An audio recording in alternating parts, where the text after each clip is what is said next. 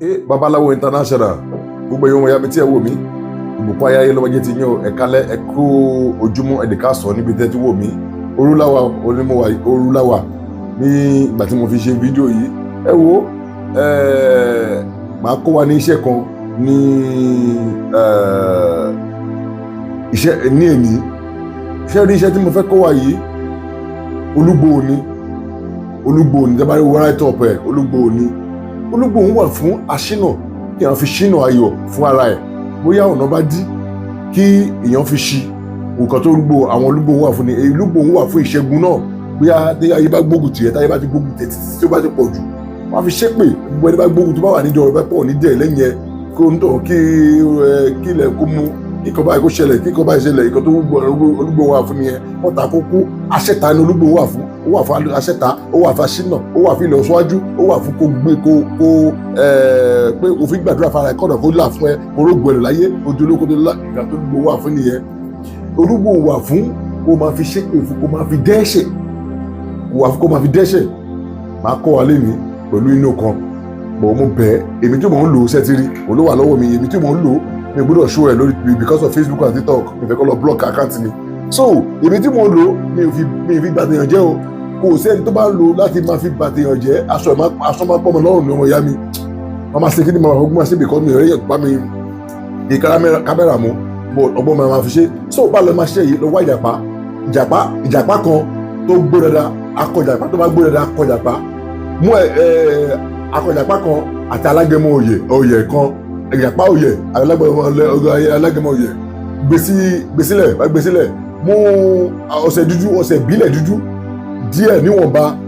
tó lè wọ ìwọ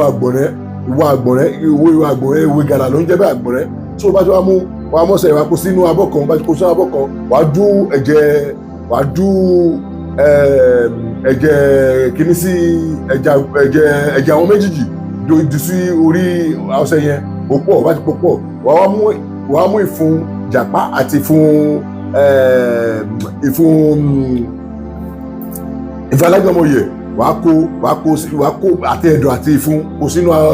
odó gún papọ̀ bá ti gún papọ̀ ọmọ ìyá mi wàá mú bá ti gún papọ̀ bá ti kúná wàá mú ọṣẹ tó po yẹn tó ti mọ ìjẹ wọn po yẹn wàá kó sínú ẹ̀ wàá tó gún pẹ̀lú ẹ̀ bá ti kúná dáadáa wàá kó sínú ìwo yẹn wàá ti kó sínú ìwo ọmọ ìyá mi wàá fi aṣọ pabò lórí mọ́lẹ̀ wàá ti fi aṣọ pabò lórí mọ́lẹ̀ ọmọ ìyá mi kí ló máa ṣe wàá mú ìwo yẹn wàá lọ gbé sínú apẹ tuntun wàá ti gbé sínú apẹ tuntun wàá lọ gbẹ́ ilẹ̀ níbi tó bá mú kó fẹ́ gbẹ́lẹ̀ sí àwọn kó máa gbẹ́lẹ̀ sí Èṣù àwọn gbẹ́lẹ̀ sí Ògún ibi tó bá rí pé àwọn èèyàn tọ̀ sí pé ibẹ̀ wà bí ó wà tí ọ̀wọ́ wà ń bẹ̀ ẹ pé òun tọ̀ síbẹ̀ ní àwọ̀ gbẹ́lẹ̀ síbẹ̀ gbé àpẹẹrẹ sí gbálẹ̀ ilẹ̀ gbó bá di gbẹ́lẹ̀ gbó lórí ọmọ ìyá mi so bá di ọjọ́ wà á filẹ̀ fún 7 days wà á ti filẹ̀ fún 7 days or 9 days ọmọ ìyá mi wà á lọ wà á máa lo kíní yẹn ibẹ̀ ló dá àgbàbáláwo wòlíì pásítọ̀ ló dá lórí ẹ̀ kó máa lò àbẹ́ àlàfà ló dá kó máa lò bọ̀tọ̀ àwọn àtàbáwọ̀ pa àlè rí lò dáadáa so ibẹ̀ la máa lọ máa mú la máa lọ àgbálẹ̀ bò la máa fi máa ṣàdúrà ọ̀ la bá rí i pé àwọ̀ wà níbi tó yẹ pé wọn ò ti lè máa ṣépè sásàsá o lè lọ mú o máa ṣe kí ni o máa yá sí o ò ní fi ahọ́n kan wọn fa ahọ́n kan o ọmọ ìyá máa fa ahọ́n kan even haha tó bá ṣe ẹyin ẹnu ẹ máa mi òun yá sí òun ṣe kí ni òun fẹ́ inú ahọ́n kan fẹ́ inú kan fi yá sí lẹ́ẹ̀kan ẹ̀mẹ́ta bá dé yá sí ọmọ ìyá mi fi ṣàdúrà nǹkan tó fẹ́ ṣàdúrà ìlọsíwájú àbí kò lọ dé mọ́ wardrobe kò gbé igbá sí wardrobe apẹ̀sínà wardrobe dé mọ́ fi aṣọ oríṣiríṣi aṣọ pa kó fi bò lórí mọ́lẹ̀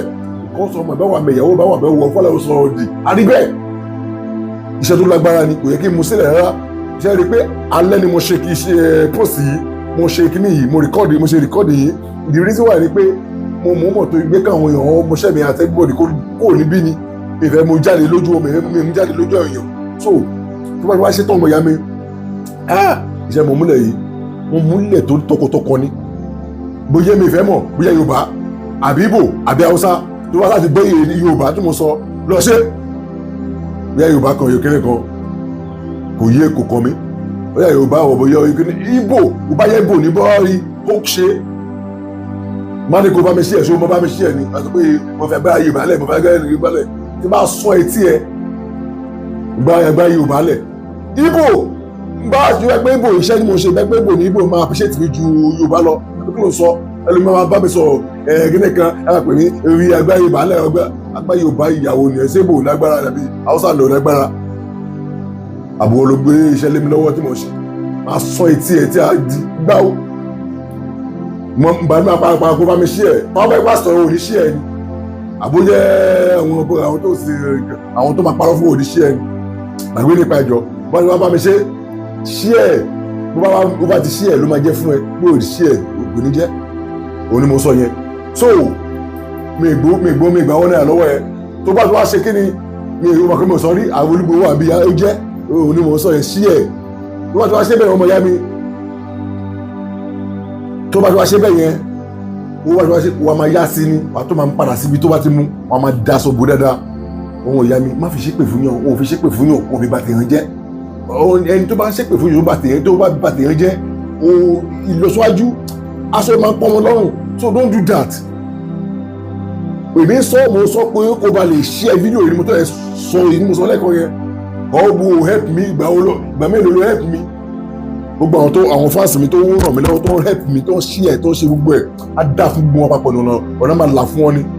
wọ́n bá mi lé ní 081 222 14891 sí ìmọ̀ babaláwo international ìrírí o kàkà God bless you.